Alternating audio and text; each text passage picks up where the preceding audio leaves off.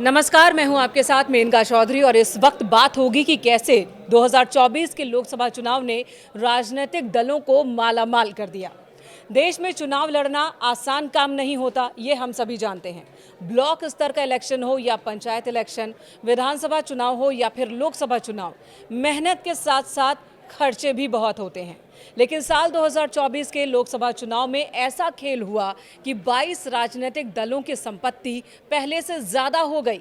जी हां, चुनाव में तमाम खर्च के बाद खजाने में बढ़ोतरी हुई, यानी कि संपत्ति कम होने की जगह बढ़ गई। सबसे ज़्यादा बीजेपी की संपत्ति में इजाफा हुआ।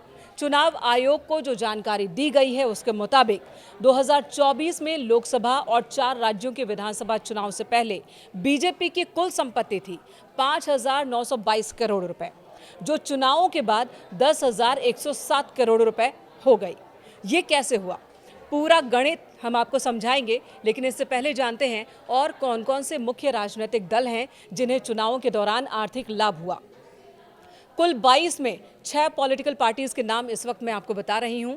ये बीजेपी, तेलुगु देशम पार्टी यानी कि टीडीपी, मार्क्सवादी कम्युनिस्ट पार्टी यानी कि सीपीएम, लोक जनशक्ति पार्टी रामविलास पासवान वाली, सिक्किम डेमोक्रेटिक फ्रंट यानी कि एसडीएफ और all India United democratic front यानी एआईयूडीएफ। ये वो 6 राजनीतिक दल हैं जिन्हें सबसे ज्यादा फायदा हुआ है। रिपोर्ट्स के मुताबिक इन 22 राजनीतिक दलों के पास चुनाव घोषणा के दिन कुल 11,326 करोड़ रुपए की धनराशि थी।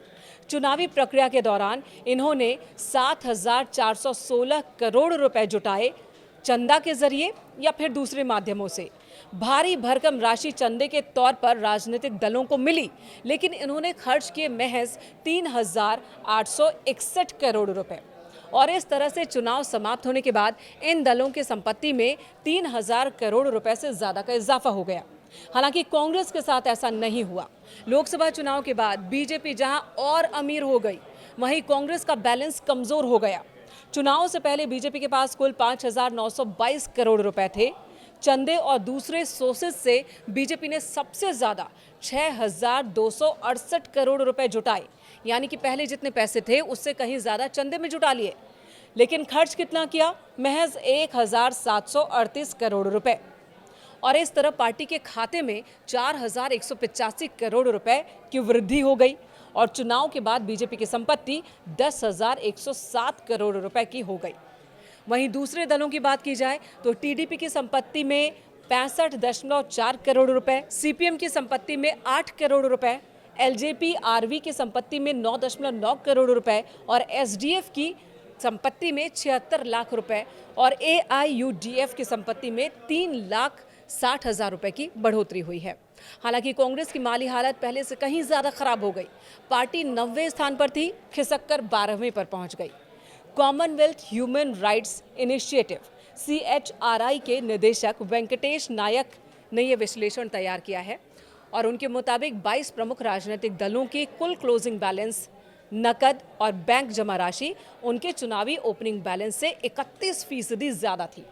यह विश्लेषण उन्होंने किया है चुनाव आयोग को प्रस्तुत किए गए चुनावी खर्च डिटेल के आधार पर, जो अलग अलग राजनीतिक दलों की ओर से चुनाव आयोग के सामने चुनाव से पहले और चुनाव के बाद प्रेजेंट किए गए। अब सवाल है कि पार्टियों ने चुनाव में कहां और कितना खर्च किया। तो मीडिया विज्ञापन पर लगभग 992 करोड़ रुपए खर्च हुए। सोशल मीडिया और वर्चुअल कैंपेनिंग पर 7 दलों ने मिलकर लगभग 196 करोड़ रुपए खर्च किए। स्टार प्रचारकों की यात्रा पर 830 करोड़ रुपए खर्च किए, तो वहीं प्रचार सामग्री पर लगभग 395 करोड़ रुपए और सार्वजनिक सभाओं के आयोजन पर 130 करोड़ रुपए खर्च किए गए हैं।